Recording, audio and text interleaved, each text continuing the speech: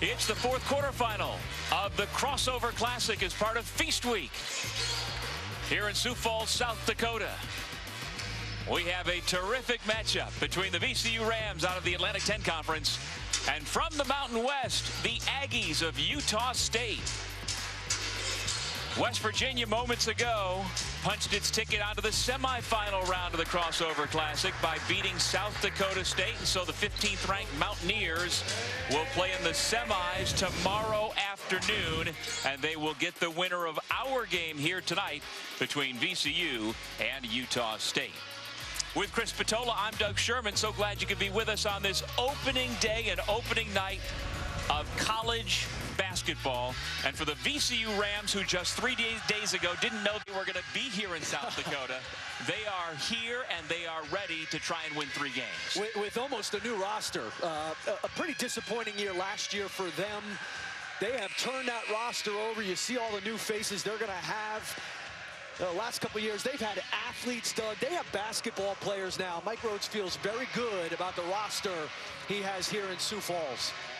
The Rams coming off an 18-13 year. Meanwhile, Utah State coming off a 26-win season led by that man, Neemias Queta. He is a monster. 7-footer.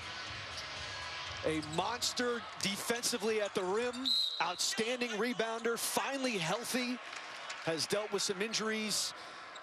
Knee injury last season. He is healthy and ready to go and going to be a force on the interior. Well, as Coach Craig Smith told us yesterday that for Queta, his fluidity and sliding is 10 times better. 10 times. He misses the layup to start things for the Aggies.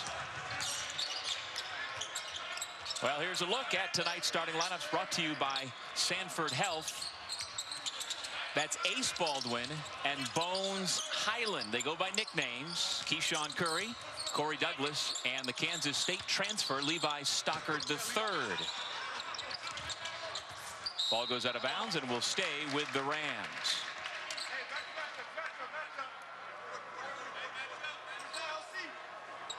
There's a look at a freshman getting his feet wet as a college basketball player. We were impressed watching practice yesterday in Raleigh Wooster.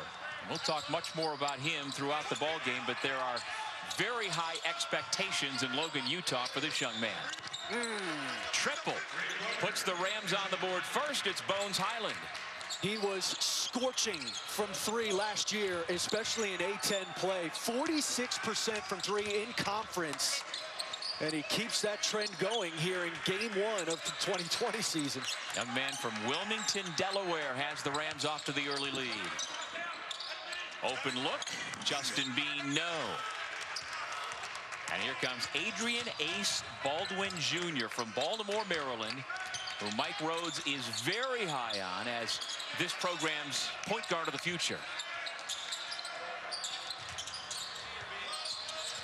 Baldwin turns the corner. Little strong. There's the rebound by Justin Bean. A year ago averaged a double-double. 12 points, 10.5 rebounds a night. Errant pass comes through to Brock Miller, who saves it for Utah State.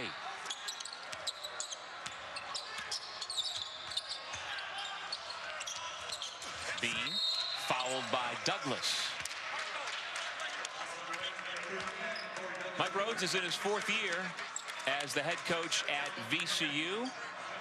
And he was a superstar Division III basketball player at Lebanon Valley College in Pennsylvania. And I'm not overstating it. He won a national championship as a junior, and then as a senior was the Division III National Player of the Year.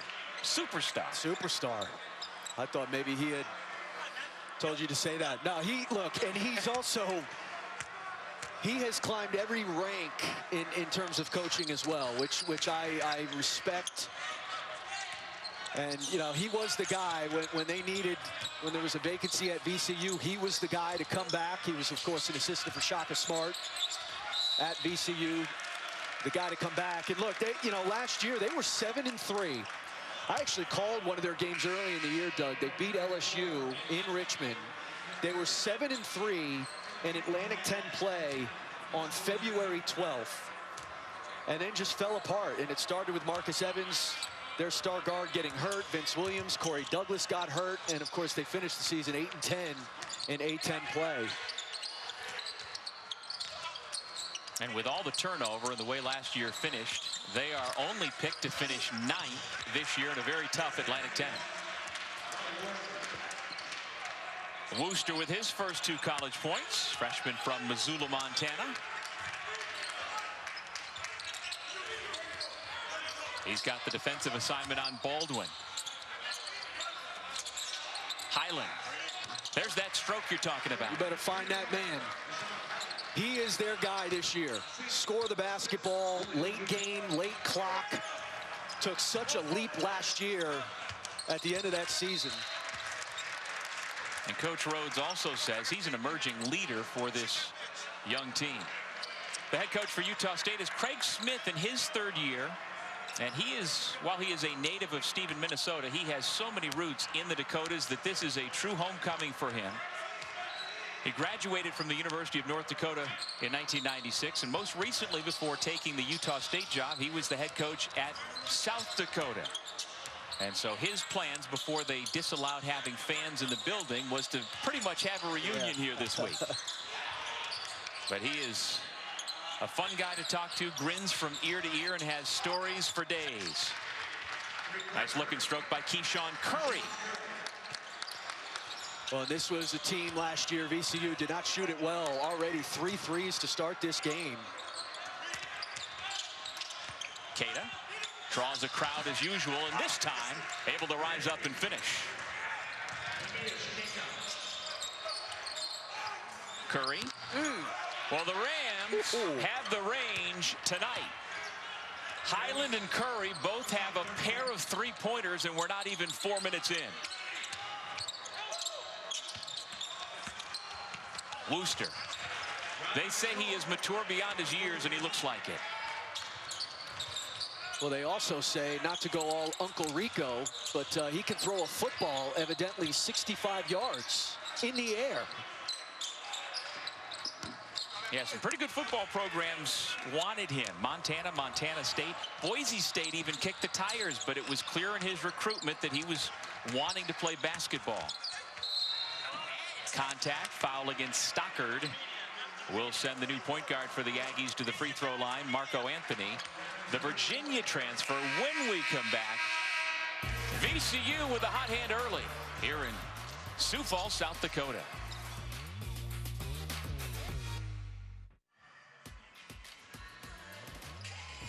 ESPN's exclusive presentation of college basketball is brought to you by Bad Boy Mowers. Mow with an attitude. Sanford Health, improving the human condition. And Complete Sports Management. See the world through our eyes.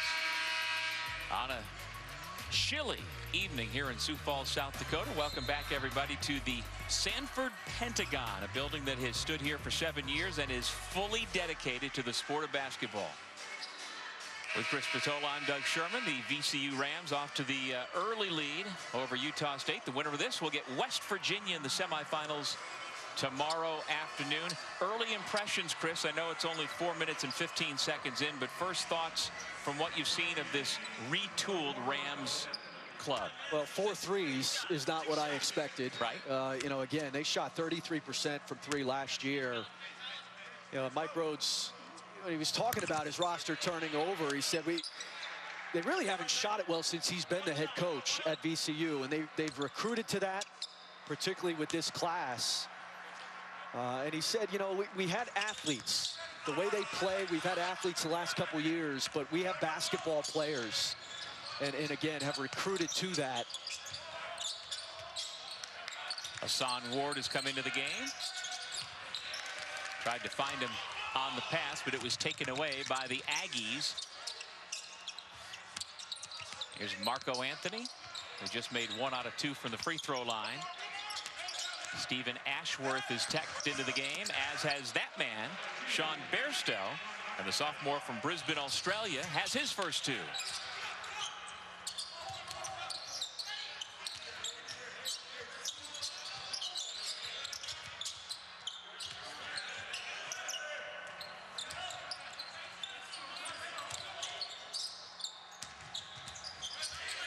he loses it. Aggies on the run.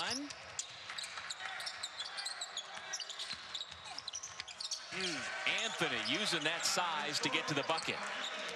And he is a big new face for this Utah State team. Of course, transferring from Virginia, like you said, won a national championship with them. Hasn't played a lot of basketball, live basketball. He didn't play much at Virginia, sat out last season. But they expect Anthony to be a big piece for them this year at that point guard position. Jimmy Clark with the layup for VCU. Their first two-point bucket of the night.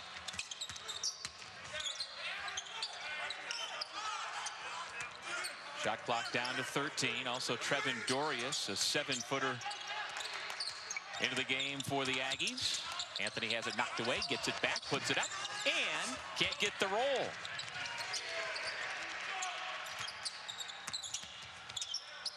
Ashworth the pull-up. Little rainbow jumper for the freshman from Alpine, Utah. You know, we've talked about VCU's roster turnover. Same thing with Utah State.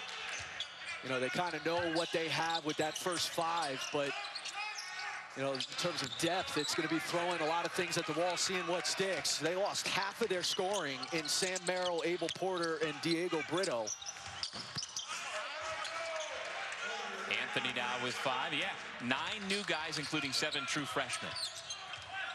So as much as any team in the country, Craig Smith is trying to figure it out on the fly, and these 3 games here in South Dakota over the next 3 nights will tell them a lot.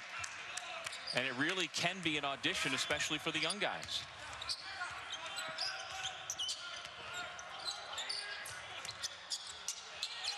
Highland, catch and shoot, nothing but net. He is. Tell you what, I mean, he became their most reliable scorer by the end of last season. Guy they recruited for 2 years. There he is, hustling after his own miss. Try it again from outside. My goodness. 12 early points for Nashawn Bones Highland out of St. George's Tech in Delaware. Bairstow blocked.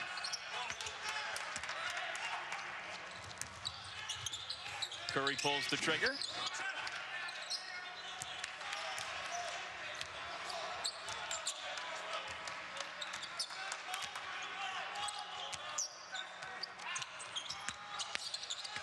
Dorius shares the basketball and gets an assist on the dunk by Justin Bean.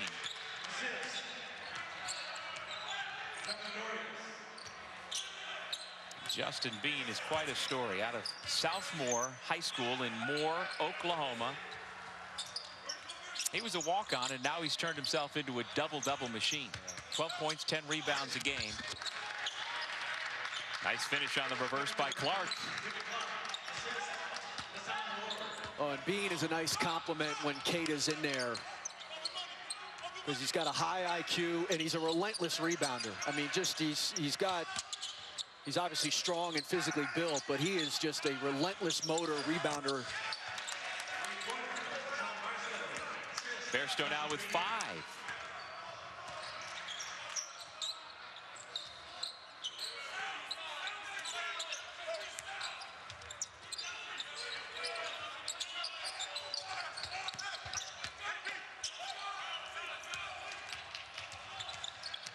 Highland tries to take it away. Ashworth gets it back. Anthony traveled. And that'll take us to our under 12 timeout. Fast start for both sides. Tied at 22 in this quarterfinal round in Sioux Falls, South Dakota.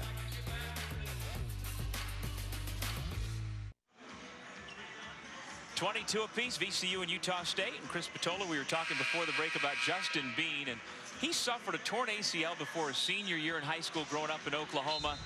Didn't have a scholarship offer, served a 2-year LDS church mission in Reno, walked on at Utah State, and look what he did last year with all the double-doubles. Yeah, he's very comfortable knowing what he is capable of doing and knowing what his game is.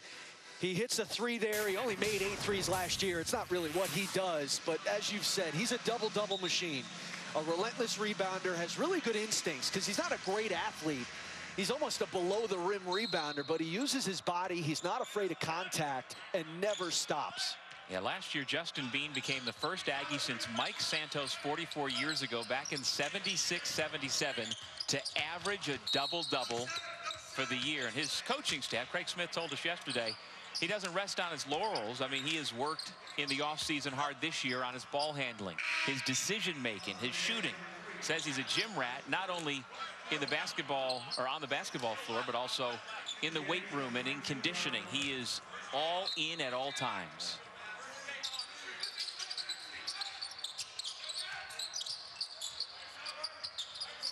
Josh Banks, a freshman from Charlotte, into the game for the first time for VCU. This is him with a basketball, wearing 33. Vince Williams Jr. with it out front. Ace Baldwin, the freshman point guard, back in there for the Rams. And a foul off the ball underneath. Wooster, giving up some size, trying to defend Vince Williams, is called for the personal.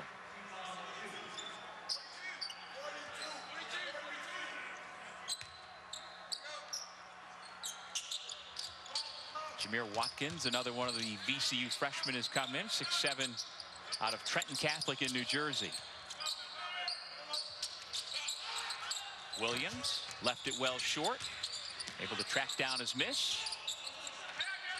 Good ball movement to find the open man in the corner, and Jameer Watkins pays it off. And it started with the skip pass. What a great find cross court, and then the extra by Baldwin, the freshman, with the presence of mind to hit the freshman in the corner, freshman to freshman. VCU is 7 out of 12 already tonight from distance. Keita, Wooster. Keita gets it back. Good fight inside for the basketball, and it comes away to the Rams. Watkins dribbles up himself.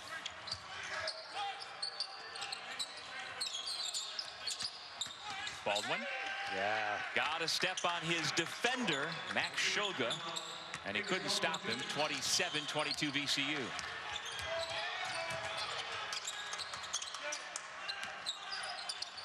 Well, it may not be havoc, but you kind of get that sense. And as you mentioned, Chris, Mike Rhodes was on staff for 5 years under Shaka Smart and was there when they went to the Final Four 9 years ago. Yeah. Well, he is a VCU guy, there's no doubt about it, coming from Rice.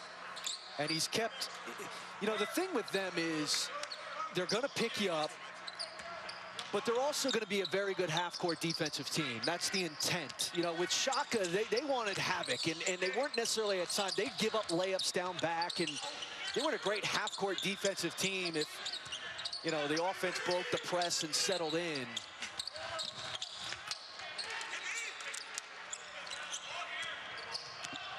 Rebound pulled down by Brendan Medley-Bacon, 7'1" junior, transfer from Compton State.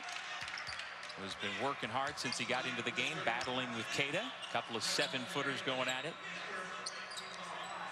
There you see Medley-Bacon out of Archbishop Curley High School in Baltimore. He had a really good year last year with Compton State for Juan Dixon. 3rd-team all-conference, 7.5 points, 9 rebounds. And where he really makes his hay is at the defensive end. He blocks over 2 shots per game. Keita finds the man in the corner for 3. Miller, though, a little too strong. Alfonso Anderson going to work. Wooster steps around the defender and lays it in. He is really skilled. Really, really skilled. Just a basketball player.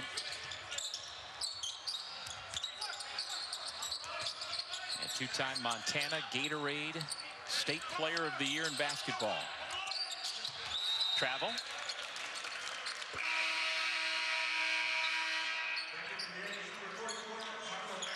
Couple freshman guards going at it. Ace Baldwin for VCU. And Raleigh Wooster for Utah State, off to a good start. Nice little step through there, little kiss off the glass.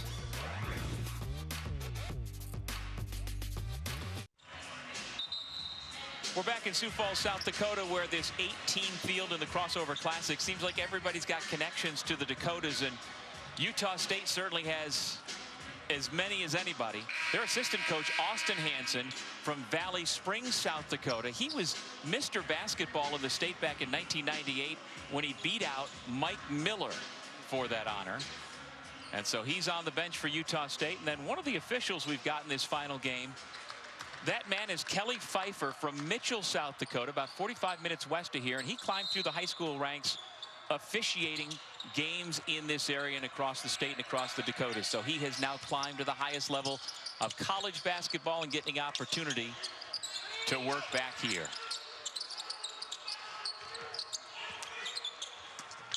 Cada with a chance for three. Sometimes a guy is just too big. And the good thing here, he catches it and keeps it high. He gets swarmed, but he keeps the ball high and then pivots through, steps through, and gets it back up to the basket. And what a journey it's been. I mean, he declared for the draft in 2018, pulled his name out. He hurt his knee when he was playing in an international tournament in Portugal. And as you know, as we said at the top, it's just started to get healthy, Doug.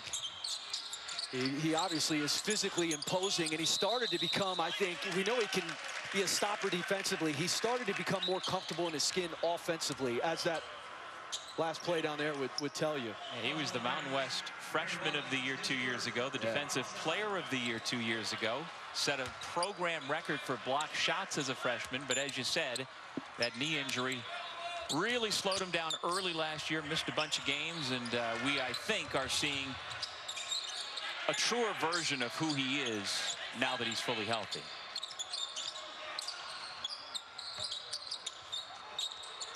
Neemias Queta, and he is fouled by Brendan Medley-Bacon.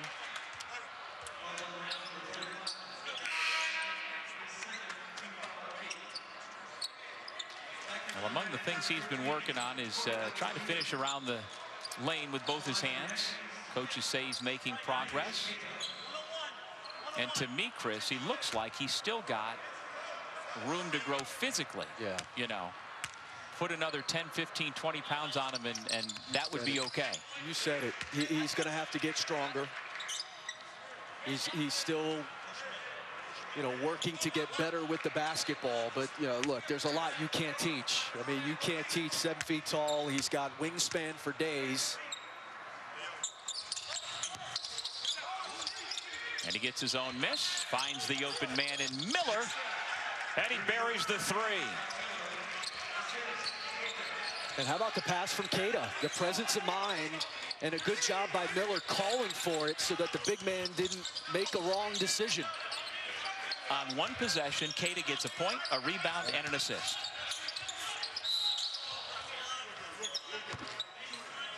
Blocking foul.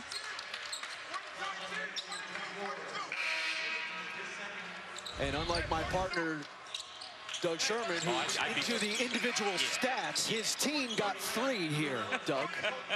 All right? The presence of, and that's big there. You know, you talk about Miller calling for it. So many times, guys are open, they don't get the ball, and they start complaining to the guy who didn't throw it to him. And, you know, a lot of the time, I didn't know you were there. Sometimes you got to scream and yell to a guy, hey, Neemias, or whatever they call him. Cada, I'm here, throw it to me. So as a 2-time scoring champion in the Patriot League, do you think that was what your teammates were feeling playing with you? What are you saying? I was the guy complaining. Give me the ball, I'm open. There's a rebound from the seat of his pants.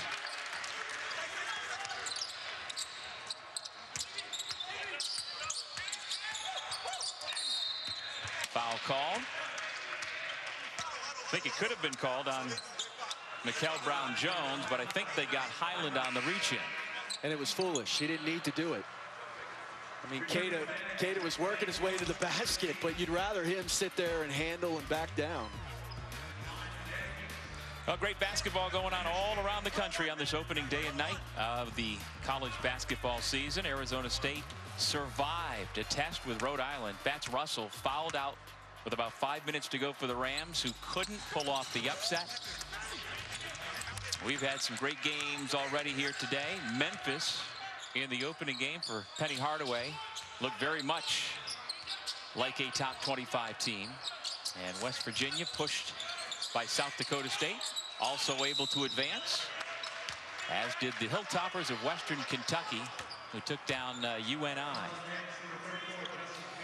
You know, Boogie Ellis for Memphis is a great example of a guy who got to Memphis, thought he was a one and done, was surrounded by the #2 pick in the draft, and then Precious Achiuwa, so 2 lottery picks. They end up going after 1 season. Ellis doesn't have, you know, nearly the season he was hoping for. Stays at Memphis, and he comes out in game 1 and was lights out. You know, like, that's, sometimes you mature exponentially, and guys make a wrong decision after a freshman year. And instead, Boogie Ellis, he was, you know, look, he was probably forced, given his numbers and whatnot from last season. And it's only 1 game so far, but it bodes well for a guy who made the right decision to come back, and look at how much he is better from 1 year to the next. No doubt. I mean, he was great. He was sensational today. Off the steal, Highland. His free throws, by the way, a moment ago, snapped a 9-0 Utah State run. Rams trying to creep back in.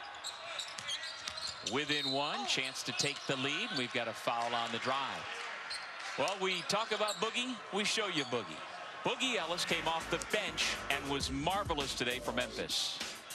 Well, the one change we got to make is we got to get him in the starting lineup. But yeah, I mean, he shot it well. He was poised, and they were good shots. Even when he was feeling it, they were good shots, tough shots. He hit a half-court shot, or a little over half-court going into halftime right at the buzzer. I mean, he was feeling it.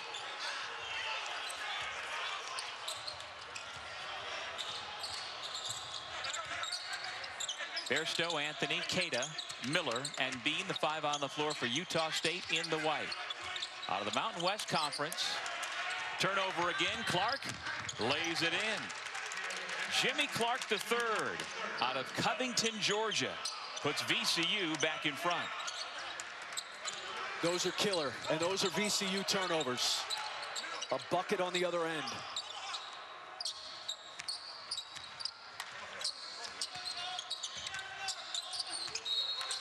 Illegal screen, Keita on the handoff, did not establish himself, and so he picks up the personal. You know, that's where with VCU, once you break their pressure, you almost have to take a deep breath and then get in a new frame of mind. Set up your offense and run your stuff. What they do, it's not just speeding you up physically. VCU speeds up your mind. And you have to have a way of transitioning from breaking the press to then now we're going to run half-court offense. Back in the late 90s, early 2000s, when you were at Army, was there one team you remember facing that they just sped you up out of your comfort zone and you never recovered? Navy did that. Wow. I hate to say it. I hate to give the Naval Academy credit when it is due. But they did that. You know, Don DeVoe was their head coach when I played there. Don DeVoe, a legend. He's been all over the place. And, you know, they didn't press you as much, although they would, but they just played, you know, DeVoe of that Bob Knight man-to-man defense, and they pressure you, and they were physical. They get after you. And you just had to take a deep breath. And to be honest, you got better with it as you got older and more comfortable playing against it. But it was as much a mental exercise for you as physical. More so mental, absolutely. So perhaps that's a taste of what Utah State has to deal with here tonight with VCU. Nice spinning move by Williams.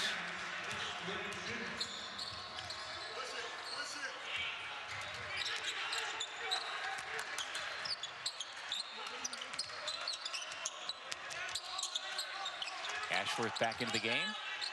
Bean faces up. Now backing into the lane.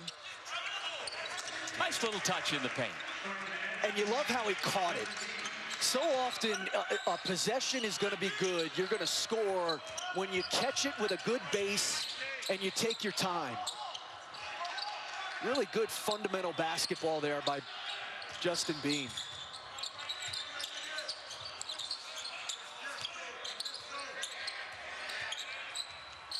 Highland going to work on Anderson. Now cut off, but able to find his teammate Douglas for the easy two. A great shot fake. Ashworth denied. At the rim, Corey Douglas Jr. 36-33 as we head to break. VCU up by 3. ESPN's exclusive presentation of college basketball is brought to you by Lowe's, home for the holidays, and Tostitos. Get to the good stuff.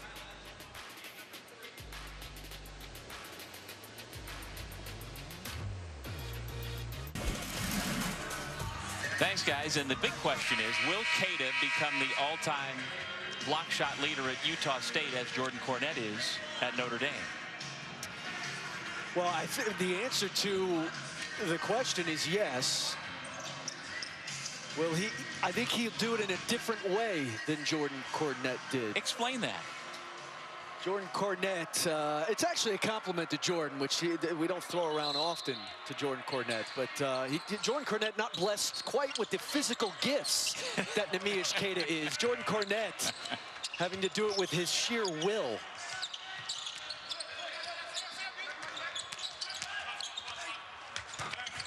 Bairstow, no. Curry the rebound, and here come the Rams. Aggies get back defensively. Under 3 minutes remaining.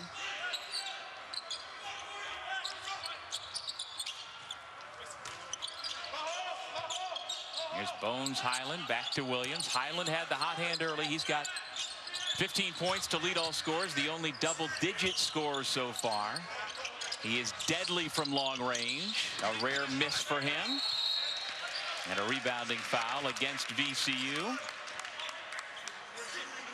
Corey Douglas Jr., a redshirt senior from Louisville out of Ballard High School. And he's really the team leader for this young bunch. Well, he, you know, again, one of those injuries that really hurt the end of their season.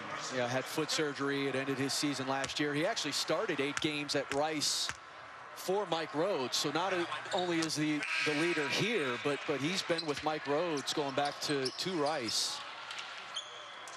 We saw the shot block going to the last break. I mean, that's what he does best. He's an outstanding shot blocker, and he's moving like he was 2 years ago, finally healthy. He took a medical red shirt at Rice thanks to a hip injury as well. So it's been a long 5 years health-wise for him. We can only hope he can make it through this season, playing as freely as he is right now.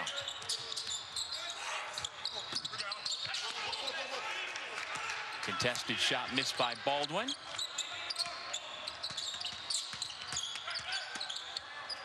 Bean, tough shot, able to get the roll.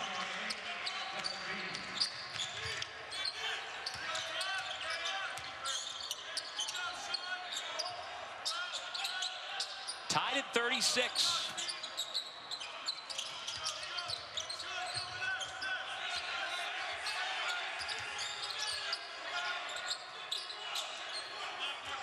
Shot clock down to 7. Baldwin drives down the right side of the lane and lost it. Turn it back over to the Aggies. Friday, settle in with a plate of leftovers for our college football triple header. Iowa and Texas kick things off at noon Eastern on ABC, and then Notre Dame will square off against North Carolina. And at 7:30 Eastern on ESPN, the rivalry game between Oregon and Oregon State. Bairstow, no. Queta misses on the follow, but Curry's going to pick up the foul.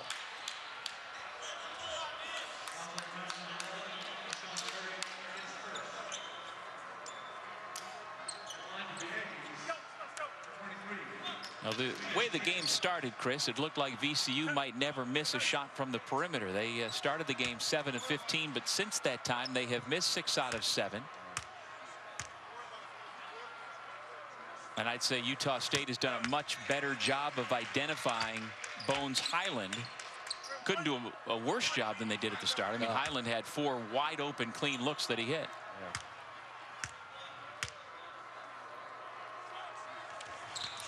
2 free throws for Keita, the junior from Portugal. Puts the Aggies back up by 2. Well, and as long as Utah State doesn't turn it over, they've started to get some consistently good looks in the half court. And VCU trying to figure out, where they're going to get offense from without Highland scoring.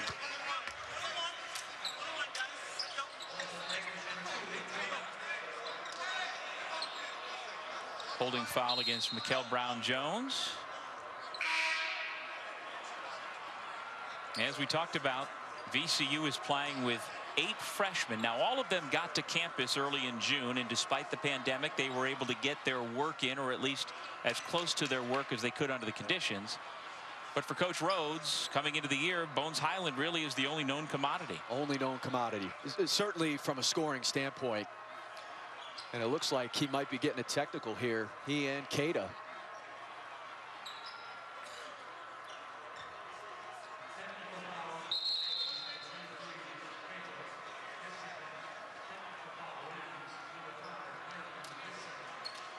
Indeed, that's what it is. They both get technicals and both pick up their second personal fouls. It's a little scrapping after the play there. Little extracurricular. Let's see if we can find what the officials saw.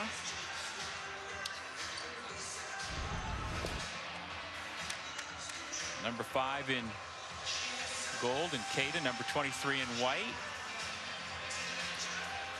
Yeah, I mean, I don't know why Keita gets a technical there. Huh. And frankly, I don't know what was said. The official calls a tech there after contact had been made. I don't understand why Keita gets one there. Back in the 80s when you were playing for Army, that wouldn't have been a technical. Well, you keep taking 10 years off of when I graduated. I mean, what are we doing here? Back in the 60s when you and Coach K were together in the backcourt. Was it my singing Huey Lewis in the news during the commercial break? I could just tell you that the heart of rock and roll is no longer beating here in Sioux Falls, thanks to your singing. I mean, I don't get that. That would frustrate me if I'm Keita. I mean, look at this. Like, Highland, who, he just kind of walks up there and there's contact made, and I don't understand why that's a double technical. To me, that's a cop-out if from the official. Well, it was not initially called a double technical. The official came in and said, cut it out. And then the double technical came, so maybe he said the magic word. Yeah, maybe. But based on his physical actions, I wouldn't think so.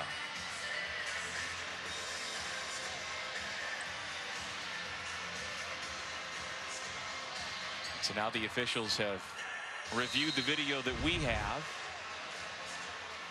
and are delivering their messages to the respective benches.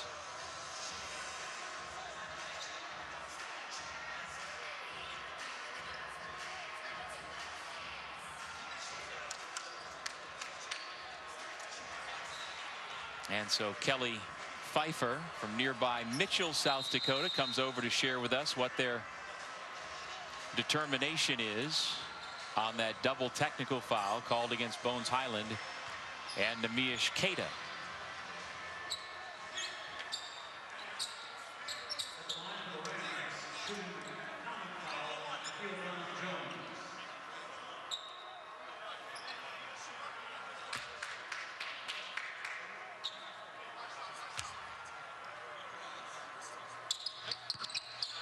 First free throw good for Mikel Brown-Jones, a freshman from Philadelphia who played the last couple of years at IMG Academy in Bradenton, Florida.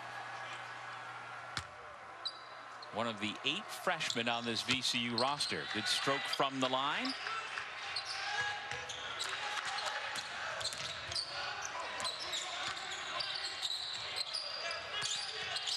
Miller pulls up from 14 and hits. That's good offense. That's good press offense.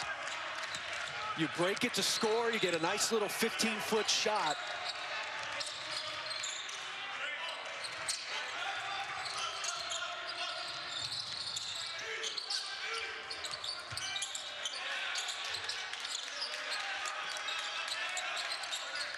Ten to shoot, 36 seconds remaining in the half.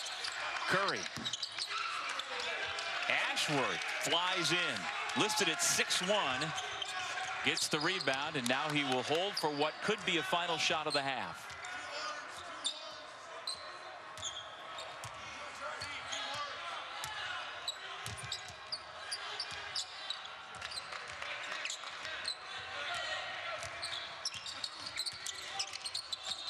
They give it to Bean, poked away. 3 to shoot, and the foul called with 3.7 seconds remaining in the half.